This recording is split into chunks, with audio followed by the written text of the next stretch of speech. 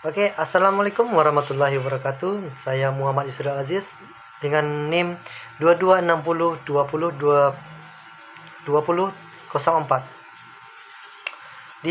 Pada kesempatan kali ini saya akan mempresentasikan resum tentang teori tabungan dan investasi dalam Islam.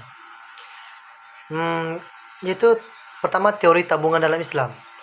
Teori ini telah dikemukakan oleh beberapa ahli, yaitu yang pertama Nejatullah Siddiqui, Professor listed in the Economy and Islamic Perspective, the Islamic Foundation Disaster UK 1996. Ia telah menyatakan bahwa tabungan bermakna dua, yaitu tabungannya untuk ditujukan untuk berjaga-jaga dan tabungan untuk ditujukan untuk investasi. Yang selanjutnya dari ahli yang bernama Monzer Kaf dan Umar Chapra, mereka menyatakan bahwa pengeluaran yang berlebihan dilarang.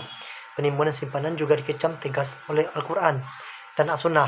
Sumber-sumber daya yang telah disediakan Allah haruslah dipergunakan oleh pemiliknya dengan sewajarnya. Dalam ekonomi Islam, konsep tabungan dan investasi memiliki peran penting dalam membangun ekonomi yang berlandaskan pada prinsip-prinsip syariah. Tabungan dan investasi dalam Islam bukannya sekedar aktivitas finansial, namun juga merupakan instrumen yang dapat meningkatkan kesejahteraan umum dan mendorong pertumbuhan ekonomi yang berkelanjutan. Pengertian dan pentingnya tabungan dalam Islam sebagai tindakan menyisihkan sebagian pendapatan untuk tujuan masa depan. Tabungan sebagai bentuk tanggung jawab sosial, termasuk kewajiban distribusi kekayaan melalui praktik zakat, sedekah, dan infak. Mekanisme tabungan individu dan tabungan komunal dalam Islam. Praktik zakat, sedekah, dan infak sebagai bagian dari tabungan Islam. Penerapan tabungan dalam institusi keuangan Islam, termasuk produk tabungan syariah dalam perbankan Islam. Dan selanjutnya, teori investasi dalam Islam.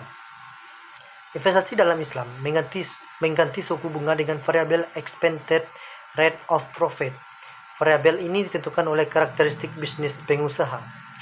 Dalam hal tersebut ada bagi-bagiannya, yaitu pertama, prinsip-prinsip investasi dalam Islam seperti kehalalan, keberkahan, dan penghindaran riba. Selanjutnya, investasi dalam sektor real dan peningkatan kesetaraan umum. Lalu mekanisme investasi termasuk wakaf dan investasi sosial dalam Islam. Lalu peran lembaga keuangan Islam dalam memfasilitasi investasi syariah. Lalu peran investor dalam memilih investasi yang sesuai dengan prinsip-prinsip Islam. Penerapan investasi dalam pembangunan ekonomi Islam, termasuk investasi dalam sektor mikro, kecil, dan menengah, serta investasi berkelanjutan dan lingkungan hidup. Implikasi dan tantangan dalam praktik tabungan dan investasi dalam Islam.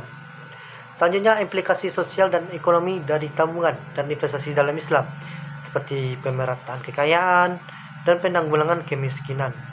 Selanjutnya dan terakhir, tantangan dalam implementasi tabungan dan investasi dalam Islam, termasuk pemahaman yang kurang dan infrastruktur yang perlu ditingkatkan. Tabungan dan investasi dalam Islam bukan hanya alat finansial semata, tetapi juga memiliki dimensi sosial dan ekonomi yang luas.